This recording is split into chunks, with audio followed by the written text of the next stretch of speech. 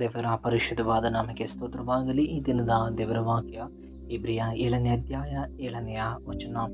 ಆಶೀರ್ವಾದ ಹೊಂದುವವನಿಗಿಂತ ಆಶೀರ್ವದಿಸುವವನು ದೊಡ್ಡವನು ಎಂಬುದು ವಿವಾದವಿಲ್ಲದ ಮಾತಷ್ಟೇ. ದೇವರಿಗೆ ಸ್ತೋತ್ರವಾಗಲಿ. ಪ್ರತಿದಿನ ದೇವರ ಸ್ವರವನ್ನು ಲಾಲಿಸುವಂಥ ಪ್ರೀತಿಯುಳ್ಳ ದೇವರ ಮಕ್ಕಳ ದೇವರ ದಿನ ಮಟ್ಟಿಗೆ ವಿಶೇಷವಾದ ರೀತಿಯಲ್ಲಿ ಆತನು ಆಶೀರ್ವಾದದ ಕುರಿತಾಗಿ ಮಾತಾಡ್ತಾ ಇರೋದನ್ನ ನೋಡ್ತೀವಿ. ಹೌದು, ಹಳೆ ಒಡಂಬಡಿಕೆಯಲ್ಲಿ ನಿರ್ವಾಕ್ಯದಲ್ಲಿ ನೋಡ್ತಾ ಇದ್ದೇವೆ. ಇಸಾಕನೆಂಬ ಒಬ್ಬ ದೈವ ಭಕ್ತನು ತನ್ನ ಮಗನಿಗೆ ಆದ ಏಸವನಿಗೆ ಹೇಳ್ತಾ ಇದ್ದಾನೆ, ನನಗೆ ಇಷ್ಟವಾದ ಒಂದು ಪ್ರಾಣಿಯ ಮಾಂಸವನ್ನು ತೆಗೆದುಕೊಂಡು ನನಗೆ ಅದನ್ನು ಅಡಿಗೆ ಮಾಡಿ ಬಡಿಸು, ನಾನು ಅದನ್ನು ತಿಂದು ಆಶೀರ್ವದಿಸ್ತೇನೆ ಎಂಬುದಾಗಿ ಅಲ್ಲಿ ವಾಕ್ಯದ ನೋಡುವಾಗ, ಹೌದು, ಏಸವನಿಗೆ ಬರಬೇಕಾದ ಆಶೀರ್ವಾದ ನನ್ನ ಅಣ್ಣನಾದ ಯಾಕೋಬನಿಗೆ ಅದು ಹೋಗುವುದನ್ನು ನೋಡ್ತಾ ಇದ್ದೇವೆ. ಅದು ಪ್ರೀತಿಯುಳ್ಳ ದೇವರ ಮಕ್ಕಳೇ, ಅಲ್ಲಿ ಇಸಾಕನು ಆಶೀರ್ವಾದ ಮಾಡುವುದನ್ನು ನಾವು ಹೀಗೆ ನೋಡ್ತಾ ಇದ್ದೇವೆ. ಹೌದು, ನಿನ್ನ ಅಣ್ಣ ತಮ್ಮಂದಿರನ್ನ ನೀನು ಆಳ್ತಿ ಎಂಬುದಾಗಿ ನೋಡ್ತೇವೆ. ನಿನ್ನ ತಾಯಿಯನ್ನ ನೀನು ಆಳ್ತಿ ಎಂಬುದಾಗಿ, ಅನೇಕ ಕುಲದವರನ್ನ ನೀನು ಆಳ್ತಿ ಎಂಬುದಾಗಿ ಅಲ್ಲಿ ಇಸಾಕನು ಆಶೀರ್ವಾದ ಮಾಡುವುದನ್ನು ನೋಡ್ತಾ ಇದ್ದೇವೆ. ಪ್ರೀತಿಯುಳ್ಳ ದೇವರ ಮಕ್ಕಳೇ, ಹೌದು, ನಮ್ಮ ಜೀವನದಲ್ಲೂ ಕೂಡ ನಾವು ಅನೇಕ ಸಾರಿ ದೇವರಿಂದ ಆಶೀರ್ವಾದ, ದೇವರೇ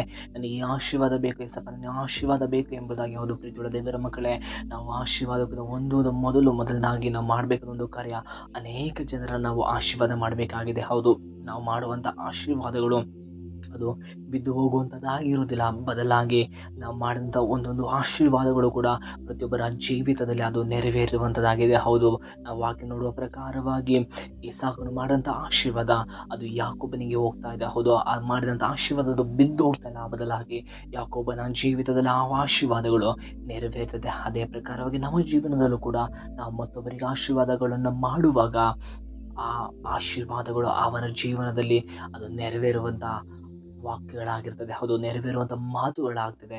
ಆದ್ದರಿಂದ ನಾವು ಮತ್ತೊಬ್ಬರನ್ನ ಆಶೀರ್ವಾದ ಮಾಡೋಣ, ಅಥವಾ ಮತ್ತೊಬ್ಬರನ್ನ ಆಶೀರ್ವಾದ ಮಾಡುವುದನ್ನು ಇಂದಿನಿಂದ ಅಭ್ಯಾಸ ಮಾಡಿಕೊಳ್ಳೋಣ. ದೇವರಿಗೆ ಸ್ತೋತ್ರವಾಗಲಿ. ದೇವರ ವಾಕ್ಯದ ಮೂಲಕವಾಗಿ ನಮ್ಮೆಲ್ಲರನ್ನ ಆಶೀರ್ವಾದ ಮಾಡಲಿ. ಆಮೇನ್.